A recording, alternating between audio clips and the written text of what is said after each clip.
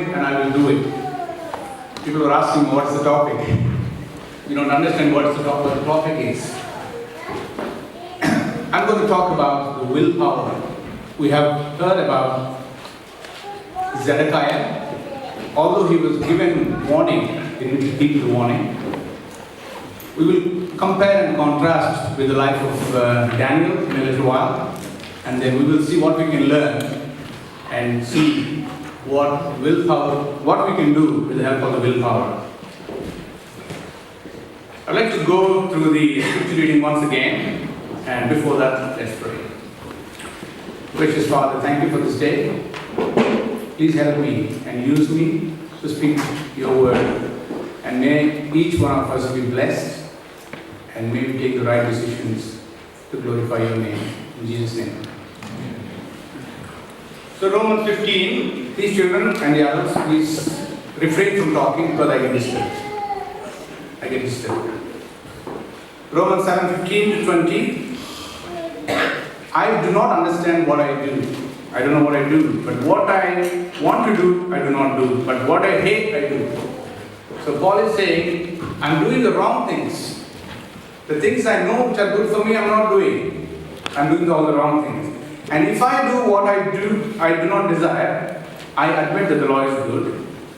In that case, it is no longer I who do it, but it is sin living in me that does it.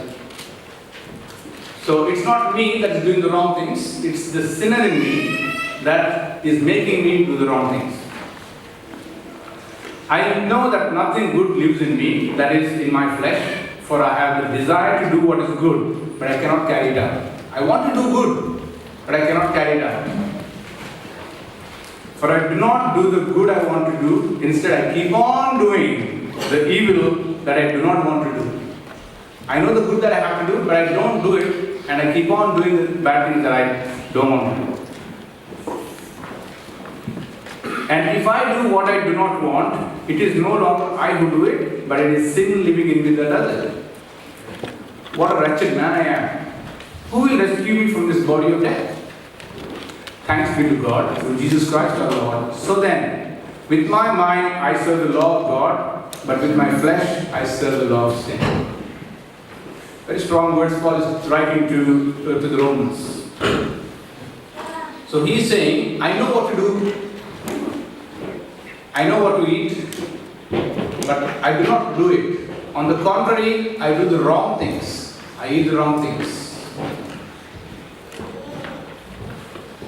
We have a lot of examples from the Bible, people who have done the right things. You know, we are studying the book of Job. We have heard a few weeks ago by Adam Ramdin. He spoke a little bit more about Joseph, Noah. We all know that obedience has saved Noah and the family.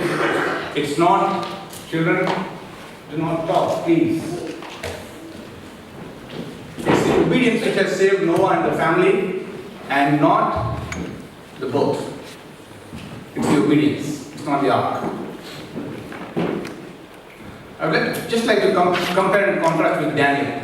So we all know Daniel was one of the exiles taken to Babylon. He was one of the promising youth compared to people from all the lands. And he had a correct form, firm and elastic step.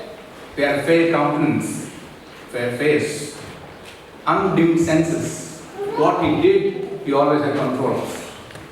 And he had untainted breath. These were the signs of nobility which came from honoring God and His laws. That's what he had. He was true as steel to the principle. And he was not corrupted by selfishness. No selfish motives have corrupted him. He has honored God at loss of anything and at loss of his own life. In prosperity and adversity, he has honored God. And God has honored God. Daniel and his friends. Daniel and his friends gives us the best example of what man can become if he unites with the God of wisdom and power. There was no blemish found in them, well favored, skillful in wisdom and knowledge, He was understanding all science and remarkable ability he had. King saw in these people that they had the remarkable ability, and that's why he wanted to train them so that he could use them in his kingdom. He didn't want to force his religion, the king, on these people. But he wanted to bring them gradually into the heathenism, King Nebuchadnezzar. The food that was offered to them was offered to the idols before, and eating that food is equal to idolatry. Daniel and his friends, they were trained by the parents in habits of strict temperance. The parents trained the little children. By the time I think Daniel and friends were in Babylon, they were probably into their teens. So they were trained as children, and the training was a means of preservation in the court of the king of Babylon. The temptations were very strong, and Daniel and his friends remained uncontaminated. There was no power of influence that could influence them from the principles that they've learned from their parents. If Daniel wanted to, he could have always found excuses. He would have said there was no choice. I'm in the presence of the king. I'm scared of my life. He could have said all that. But he didn't. He did not look at the worldly prospects and the gain that he could have earned if he disobeyed God and obeyed the king. The approval of God was very much dearer to him than his own life. And he was determined to stand firm. The departure from principle that what he was taught would weaken his sense of right and wrong. So he knew if he does the right thing, that will strengthen his will to do the right things. And the first wrong step will always lead to more wrong steps. We know that. So he had self-denial, and he had a purpose in his life, and he was very diligent. And whatever the diet they had for those 10 days, they could continue their diet for the rest of their stay in Babylon. 1 Samuel 2:30 reads, "Them that honor me, I will honor." And sure, God has honored Daniel and his friends in a strange land. They had keen comprehension, they had wide knowledge, they had unimpaired strength and vigor, and their mental powers were excellent. And when compared to the rest of the people in the kingdom, they didn't have anybody that can compare to Daniel and his friends.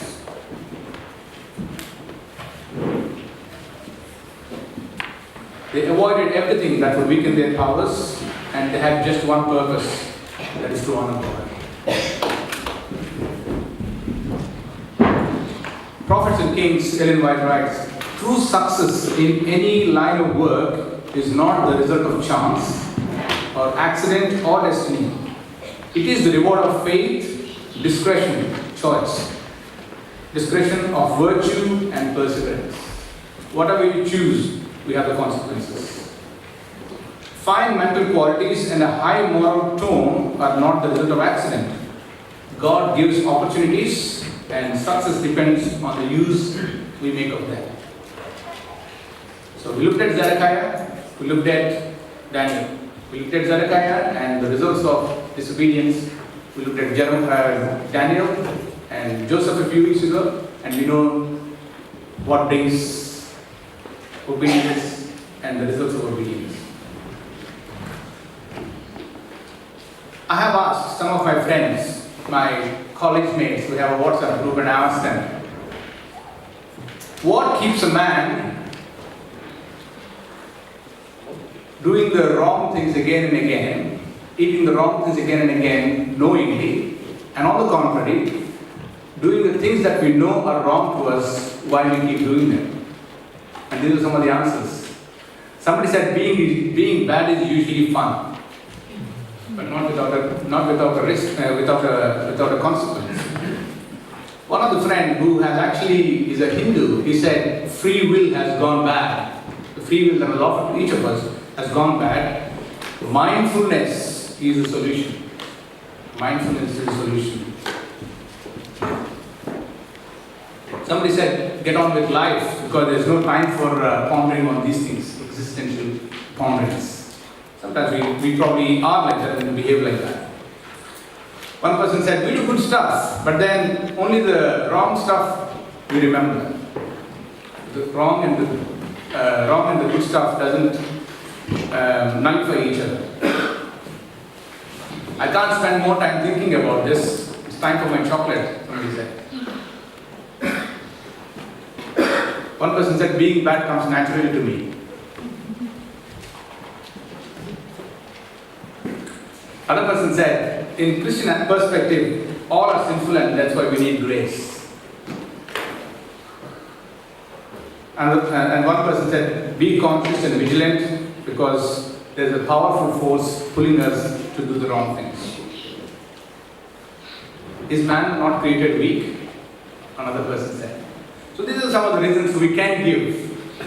If I ask you all the question, why do we keep doing the things that we do, though we know that they are wrong for us, they're not good for us.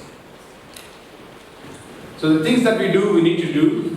Foods that we eat. Clothes we wear, and the talk we talk. But they all have consequences. But we need reform. And the reasons for reform? Go to the book of Counsels on Diet and Foods, first chapter. The reasons for reform? We need to reform to give glory to God. We need to reform to choose between life and death. Because there is always consequences. Whatever you choose, there is consequences. We have to have reform to seek perfection. And it's a question of obedience. This book, Counsels on Diet and Foods, writes, it is an insult to the Creator if we don't look after the bodies, the living machinery that God has given to us. I've shared it with Matthew last week. If we don't look after our living machinery, it's an insult to the Creator. And God is the author of both physical and moral laws. Moral laws we know from the Bible, the 10 Commandments, but even the physical laws are in the Bible. But we do not pay attention to that as much as we need to. If you break the physical laws, it is almost like breaking the 10 Commandments. There is always penalty for ignorance. Lack of knowledge is not an excuse, but still you have the consequences. One of my friends who's gone to college with me, he's a very intelligent man, very knowledgeable. He got into IIT and he left IIT and he came to medicine, wanted to be a doctor. And he's a consultant in Hull now. And every time, we meet a couple of times, and last time I met him, I gave him Great Controversy book once, and he's a Hindu. And I gave him this book last time I saw him. You know what he said? He said, Shyam, it's not the lack of knowledge. He knows the stuff. He's knowledgeable, he knows the stuff, but it's the lack of self-control, the lack of the willpower. Last month he sent me a text saying, Shyam, finally I have decided to leave all animal products. Amen. Slowly changing. By the beginning of the new year, I'm hopeful I will do that. And I appreciate you and I'm grateful to you for trying. Every time I meet my friends, I do try, speak these things. So he said, he had knowledge, but he was not wise enough. He was not intelligent enough to choose and to do the right things. He didn't have a will, no self-control. About 40 years ago, Stanford University in the US has conducted an experiment of 4-year-old children, about 600 of them, 600 of them, 4-year-old children. They were all called and they were put in a room and there was a camera and they said, we'll give you a marshmallow. Okay, they eat marshmallow, we don't eat marshmallows, but marshmallow is like chocolate, maybe sweet, I think, I don't know. We give you one marshmallow. This is called a marshmallow experiment. We give you one marshmallow. You can eat it now if you want, but if you wait for 15 minutes, you'll get another one. It was right in front of them. They didn't know that there was a camera, but there's a YouTube clip on YouTube if you want to see marshmallow experiment. So there's so many children doing different things. So one child didn't even listen to what the adult was telling. As soon as she saw the marshmallow, she started eating. The second person, one child, he knew, if I wait, I will get another one. So he kept it away. And he had another girl sitting next to him. The girl looked at it, came close to it, smelled it, licked it, and this boy was telling him, don't do it, you wait, you'll get another one. But she took a little bite, and she was hiding. The bite is taken, she was hiding it that way so that it looks as if she's not eating that. And then this boy kept on telling him, don't eat it, don't eat it. And she finally finished eating, and she could not wait for the second one. She went out of the door. This boy who was sitting there, he kept on waiting. Self-control. I wanted to exercise the self-control last week. I was missing a meal every night. So I didn't eat for a meal every night. And it felt good. And I was exercising self-control and the will. I was talking to my registrar yesterday after the clinic, and he asked what are the plans for the week. I told him I'm preaching. And I spent about 45 minutes with him and the clinic nurse, and we discussed various things. And he asked, that's what you do in the clinic, you know. It was at the end of the clinic. So he said, when I told him I'm talking about Daniel, Zedekiah and all that, I put Nebuchadnezzar. As soon as I mentioned Nebuchadnezzar, he knew because he's from Oman. He knows Babylon, is Iraq, and all that he knew. And he said, so I told him I'm talking about willpower. And I told him about that I fasted every night to check what willpower I have. And immediately he said, and he said, yeah, you need willpower because, you know, during Ramadan time, how long a person can fast? About 16, 17 hours in the summertime, or even more, I don't know. They don't even drink water. Sometimes when we want to fast and have control, we'll probably drink water or juice or fruit or something like that. Sometimes we do. But then these people, they have self-control. Romans 6:16. Can somebody read?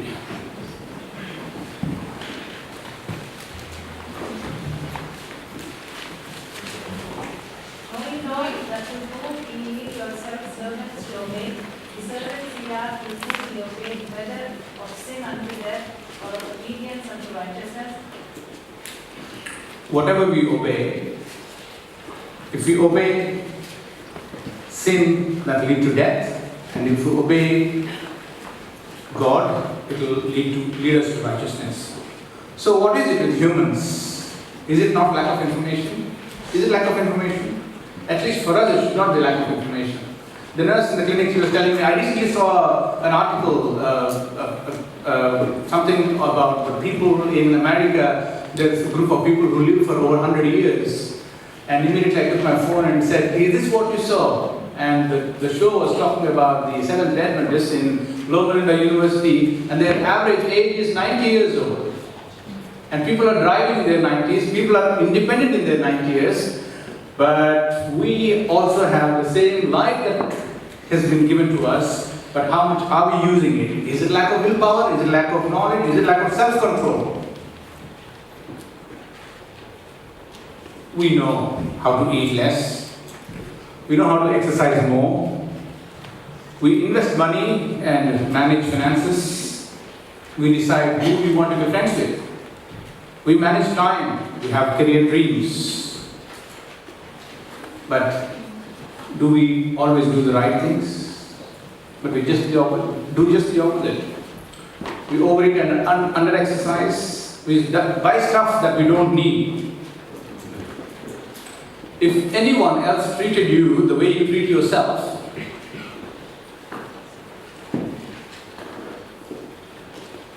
we would be outraged.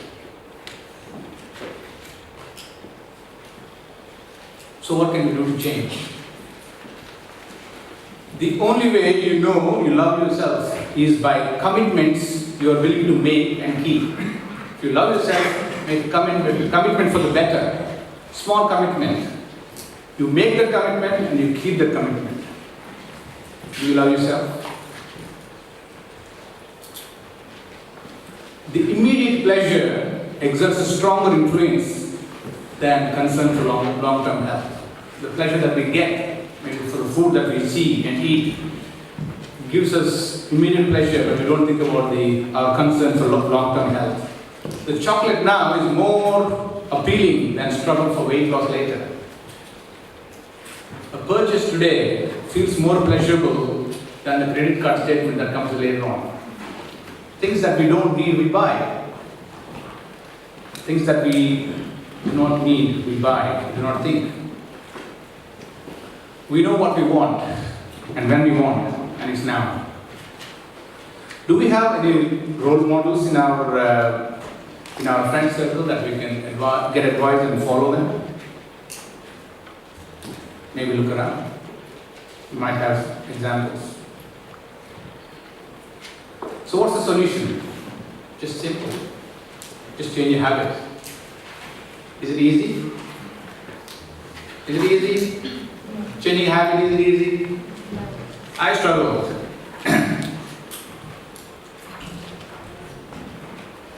We have to retrain ourselves and we have to stop saying, I should eat healthy, I should eat healthy, I should exercise. But instead of that, we should say, I want to exercise. I want to eat healthy. I will eat healthy.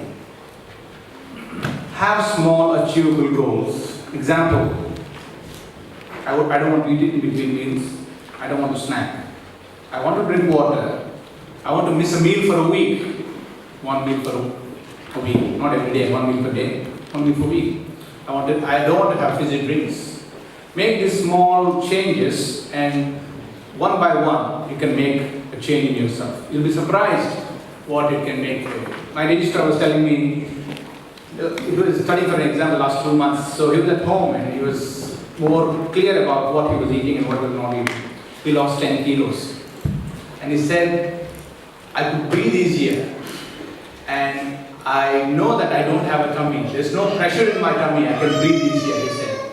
The nurse who was in the clinic, she was into her probably early 50s, she started complaining of knee pain.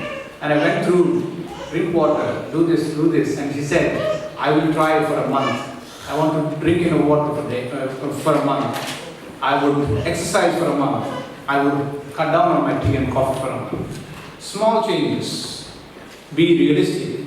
Love yourself. No one can do it for you. You have to do it yourself. You are your manager for your health. You are your manager for your health. It could be more difficult to do it alone. So get a partner, someone for company who likes to do those things, the things that you don't want to do for yourself. Have respect for yourself, have respect for your body, your health, your creator. We need to be wise, not just knowledgeable. Need self-realization. I've given up meat because my father died very young. We don't know what he died of. So I didn't have a father. So as soon as my daughter was born, I thought it's time I should give up many things. So I've given up meat first thing, and I wanted her to be vegetarian. That was my reason to give up. I hardly eat anything in between meals, and I try to drink enough water. There are so many of us here who has given up many things. How many of you are vegetarians here? Can I see hands, please? Please put your hands up. I didn't know, Sheetal, you're a vegetarian. Good. Chinari, I know. Yes, Sujay, Suresh, Sunil. Jennifer, I didn't know that you're a vegetarian. Anybody from here? John, put your hand up properly. Thanks. Abhisha. I didn't know Priyanka and Abhisha were vegetarians. Well done. I know Josh used to like meat, like me, but he's given up about 2 years ago. I don't know how, I can't see how strong-willed he is because he's given up meat. Yes, you're a vegetarian too, isn't it? I know Rita is a vegetarian. I wanted to ask somebody to come and see how why they've given up me. If I ask, would you somebody shout out the reasons why? If I ask why you gave up me, you're allowed to talk. Sujay, why did you give up me? I was better off when I was with it. You were better off without. Sunil? Health reason and being Christian. Health reason and being Christian. Sheetal, I didn't know. Health reasons. Chinari? Clear mind. Clear mind. Thank you. Clear mind. Rita?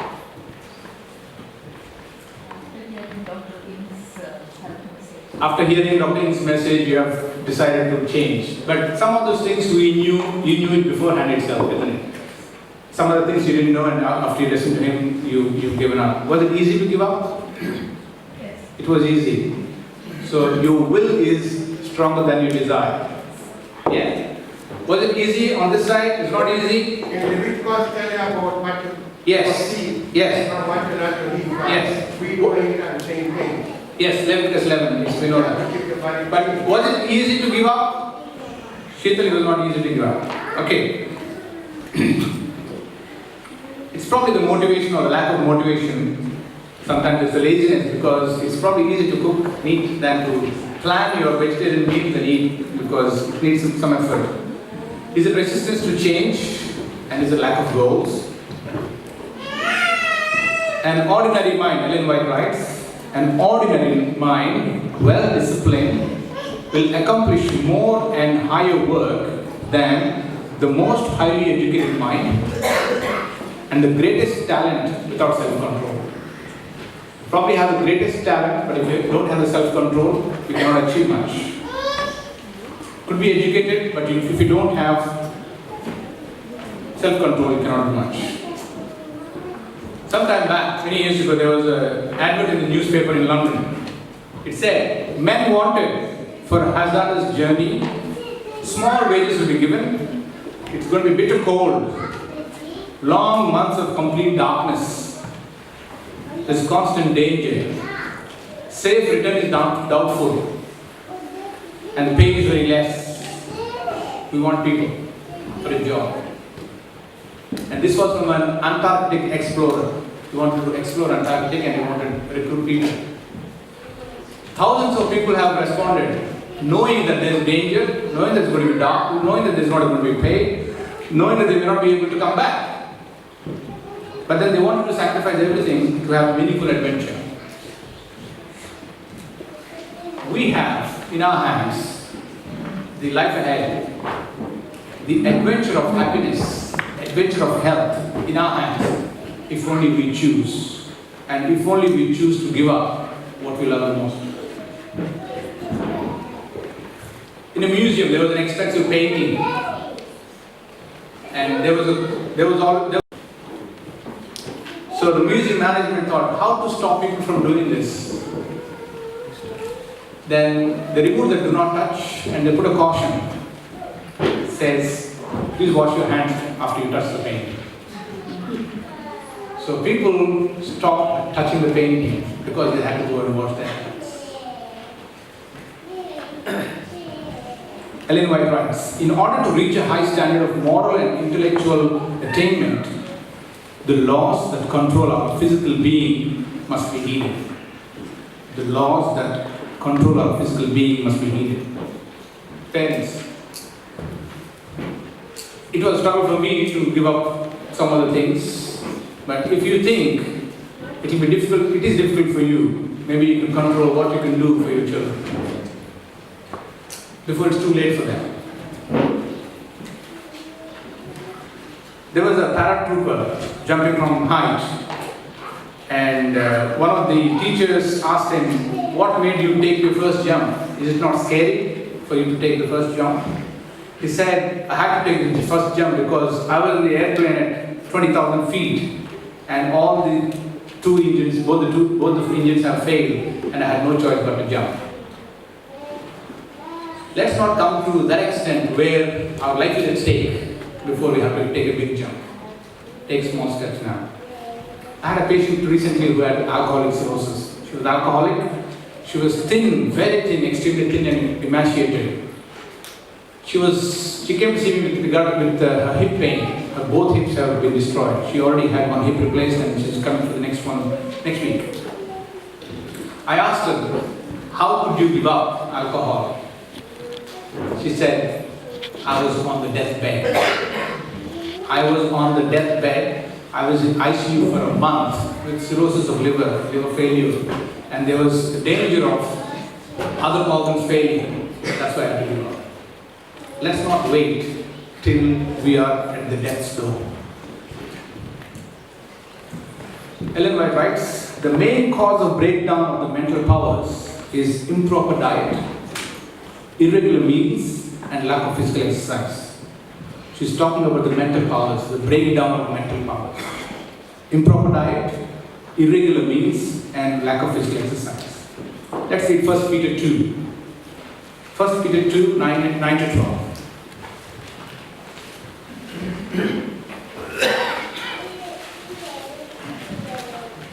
But ye are a chosen generation, a royal priesthood, a holy nation, a peculiar people, that ye should follow forth the praises of him who hath called you out of the darkness into his marvelous light, in which in time past were not a people, but are now the people of God, which have not obtained mercy, but now have obtained mercy. Verse 11, Paul is writing, Beloved, I beg you as sojourners and pilgrims, abstain from fleshly lusts which war against the soul. What guides the brain is more important than the brain itself. If there's a car, if there's no fuel running it, is the car of any importance? You can live in it like a house, but it won't take you anywhere. A diesel car, if you put petrol, it won't take you anywhere. What runs the brain, the mind, is more important than the brain itself. Element. So what is willpower? Let's talk about willpower. Willpower is the power of choice and it's the strength of mind. It's a decision and determination.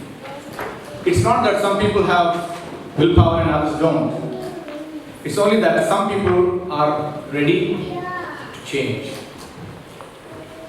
The only thing that sometimes stands between you and your goal is your willpower. Stop saying I wish. Start saying I will. It's easy to work out for an hour very strongly, but it's difficult to control what goes in your plate for the next 23 hours.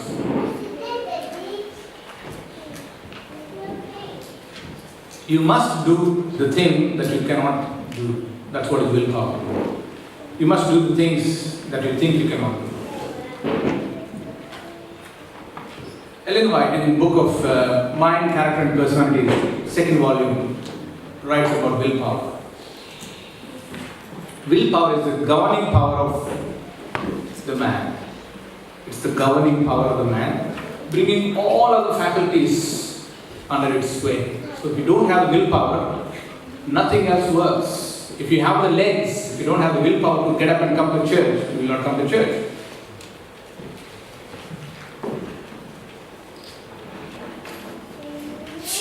I'm trying to recollect the name of the runner who runs fast. What's his name again? Bolt. Usain Bolt. He's talented, but if he hasn't got the will to get up and train and compete, we will never have heard of him. It is the deciding power which works unto obedience to God or unto disobedience. The willpower we can make and we can obey or we can disobey. Everything depends on the right action that comes out of the willpower. The power of decision and the power of choice. Please listen. Many will go down to ruin while hoping and desiring to overcome the evil. They keep thinking, I want to overcome the evil, I want to do the right thing, I want to do the right thing. But in doing so, in thinking so, we might be lost. We might lose good health, happiness, and even eternal life. They do not yield the will to God and they do not choose to serve Him. Will is the spring of all actions. It forms an important factor in the character of man, the willpower. If will is given and yielded to Satan, he controls the will, and man will have utter ruin and misery. God is saying, yield yourself up to me, give me that will, I will take control of. I will take possession of it, then I can work in you to will and to do my pleasure. Man's will is very aggressive. The will of man is constantly striving to bend all things to its purposes. If I want to do something, I would find proof and I would find the ways to do what I want to do. Even I would change my will and to do what I want to do. If it is on God's side, the fruits of the Spirit will appear in life. Impossibility lies on its own will. Let's not say I cannot remedy my character, my defects in character. But if you come to that decision, you will certainly fail to obtain what you want to obtain. Impossible. Real difficulty arises from the corruption of unsanctified hearts. So if our heart is not sanctified, if you are not willing to do it, it's a big difficulty. Ellen White writes that if you keep your will under control, it will give you health. It's a grand soother of nerves. The mind and nerves gain strength by exercising your will. When Satan is permitted to use our will, he awakens unholy passions and ambitions. The power of temptation looks very big. It seems to tax our willpower, and it will be difficult to exercise faith in the evidence of smell and senses and emotion. But our will must be stronger than the temptation. The will must be stronger than the temptation and the desires. Ellen White writes in book of parents, advice to parents, says, children have an intelligent will which should be directed to control all their powers. But animals, they need to be trained. They don't have the will, they don't have the intelligence. But the children needs to be trained so that they will follow. So the will must be educated in our lives in the human being. Please listen to this. This is the most important thing. There are two elements of character. The strength of character consists of two things. One is the power of will, and the other one is the power of self-control. Many people mistake strong, uncontrolled passion for strength of character. But the truth is that he who is mastered by his passions is a weak man. If you are mastered by your passions, you are a weak man. The real greatness and nobility of the man is measured by the power of feelings he subdues, not the power of feelings that subdue him. If the will is united with divine strength, just like how Daniel and his friends did,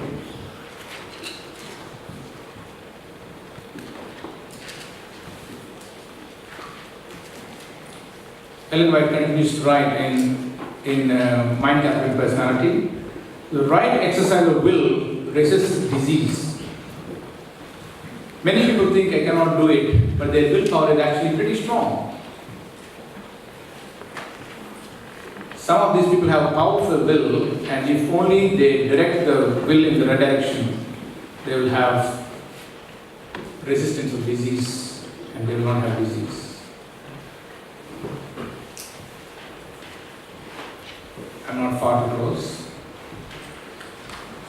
Willpower is a factor in dealing with disease, and it always imparts energy to the whole being. If you choose to eat, and if you choose to do the things that you want to do, then it will keep you from ill health. We have to teach the power of the will to ourselves, the power of will and the power of self-control. And they both help in preserving health, and also in recovering health. You know something, the Holy Spirit does not take the place of our will. The Holy Spirit does not take the place of our will. The Spirit of God does not propose to do our part, either in the willing or in the doing. What we can do, we can do.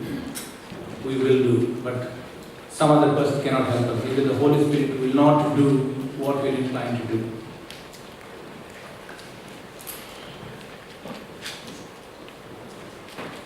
The surrender of will is represented as plucking out the eye or cutting out the hand. Mark 9:47. Mark 9:47. What did Jesus say? And if thine eye offend thee, pluck it out. It is better for thee to enter into the kingdom of God with one eye than having two eyes to be cast to hellfire. So surrendering will is like plucking out one eye. So what is stopping you? What is stopping me from doing the right thing? We have to cast aside. God wants us to exercise our will, but He has not made us robots. We must understand the true force of the will. If you fight the fight of faith with all your willpower, we will conquer. Your feelings, your impressions, your emotions, your practices, you cannot trust them, for they are not reliable. If you submit your will to God, He will give.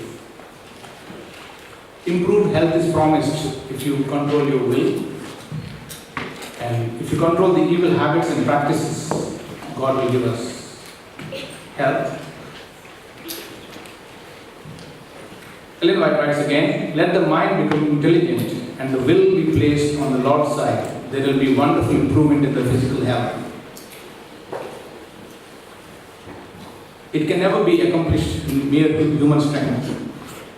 Through grace of Christ, to renounce all evil practices, to observe temperance in all things, repentance for the past, forgiveness, to seek God, the will helps you. It will hurt if you have to take decisions. It will take time. It will require dedication. It will require willpower. You will need to make healthy decisions. It requires sacrifice. My willpower is stronger than my desires. You will need to push yourself to the max. There will be temptation, but I promise you, if you reach your goal, it's worth it. Philippians 2:13.